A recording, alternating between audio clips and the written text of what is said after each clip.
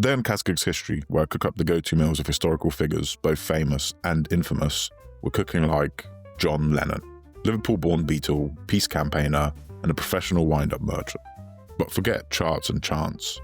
What did he actually eat? Early on, it was pure British calf comfort, steak and chips, egg and chips, beans, bacon.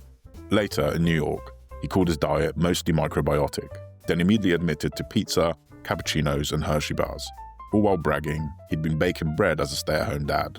So without further ado, let's spend a day in his shoes through food.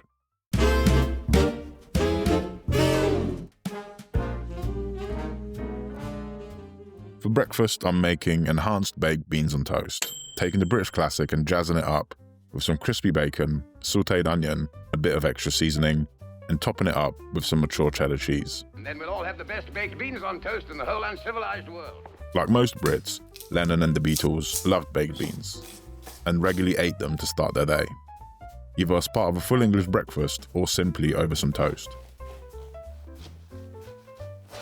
Canned baked beans originate from the US, but landed in Britain in the early 1900s, first sold as a luxury at Fortnum and Mason. During the Second World War, they were classified as an essential food, so tins stayed on shelves while other staples were rationed, basically cementing beans on British plates. Today, the UK gets through around 2.5 million cans a day. By the time John was a teenager, beans weren't a novelty, they were the default.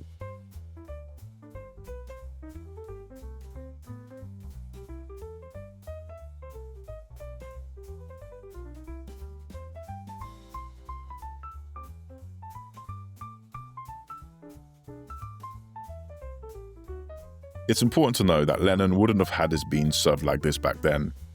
No cheese, no onion, no bacon, just straight from the tin, heated up, then served. But where's the fun in that?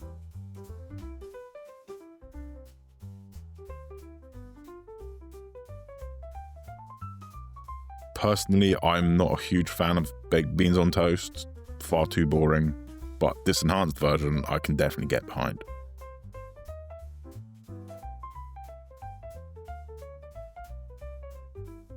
Lunch is a proper New York deli classic. Corned beef on rye with mustard.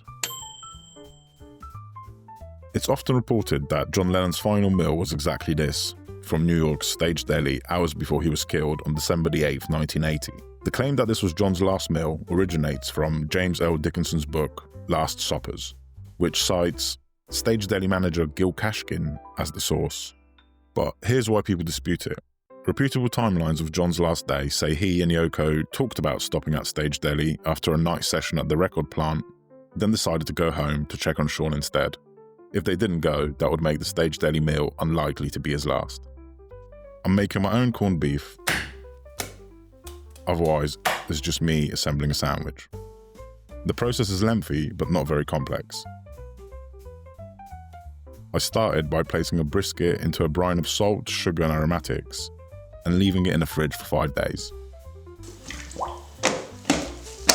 Ta-da! See you in 5 days. One eternity later. After which, I gently boiled it for 3 hours.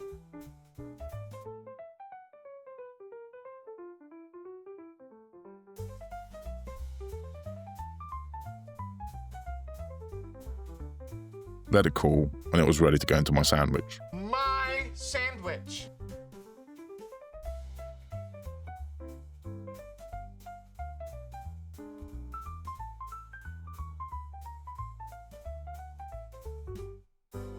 I'm using a wheat and rye Polish bread, as I couldn't find any decent pure rye bread, and this bread is amazing for this sort of sandwich.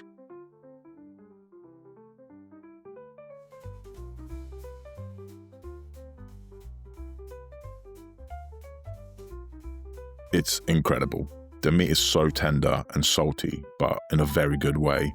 If beef wasn't so expensive, I'd be throwing another brisket into the brine tomorrow.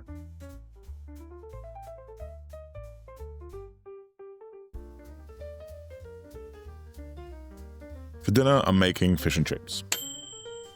A very classic version, a simple beer batter, which is just flour, beer, baking powder, salt and pepper.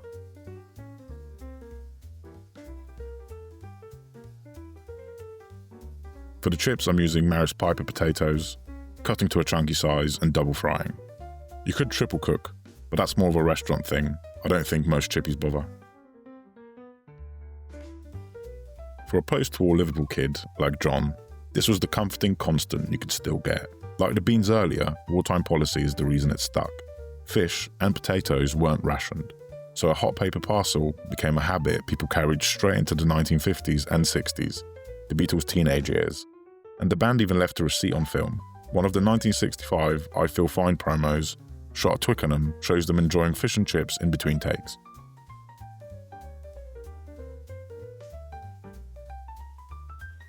Fish and chips came together in the 1860s, with rival first chippy claims Joseph Marling in London and John Lees in Mossley. The idea had deeper roots. Fried fish was popularised in London by Sephardic Jewish immigrants, while the growth of the railways and North Sea trawling flooded Victorian cities with affordable fish. Put together, the pairing quickly became a working-class staple. By the early 20th century, the trade exploded. 35,000 shops by the 1930s, and the obsession still shows.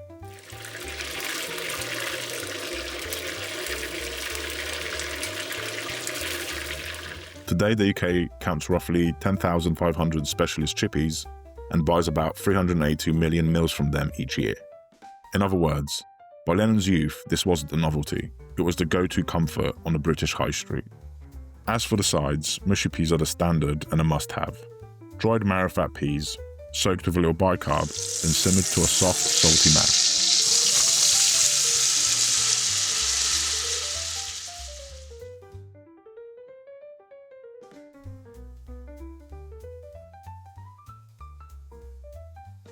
The curry sauce I'm serving alongside mine is a later addition. It's spread with British Chinese takeaways in the post-war decades, and it was commonplace in the 1970s, which is exactly why it feels right next to a classic chippy tea today.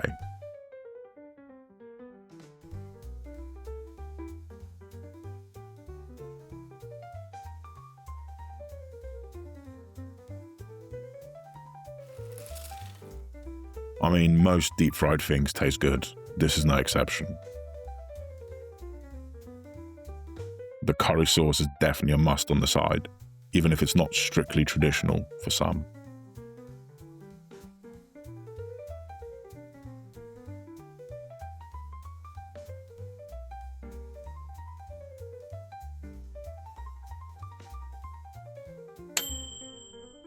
When John Lennon was born in 1940, many people in England had to endure World War II rationing. Cream and many other things were true luxuries. Consequently, the combination of cornflakes and thick cream was a treat for Lennon. He even mentioned cornflakes in I Am the Walrus. Lennon also reportedly enjoyed ice cream with Rice Krispies. Some rumours suggested the singer worried about overeating, but Yoko Ono denied it. Liverpool itself shaped Lennon's tastes as much as it shaped his music. It was a tough, working-class port city, full of post-war austerity, but also buzzing with culture exchange. Ships were constantly bringing in American products, from rock and roll records to foods like cornflakes. That explains one of Lennon's late-night rituals people love to talk about, sitting in front of the TV with a bowl of cornflakes topped with cream. I mean, it obviously tastes really good, but it just feels wrong.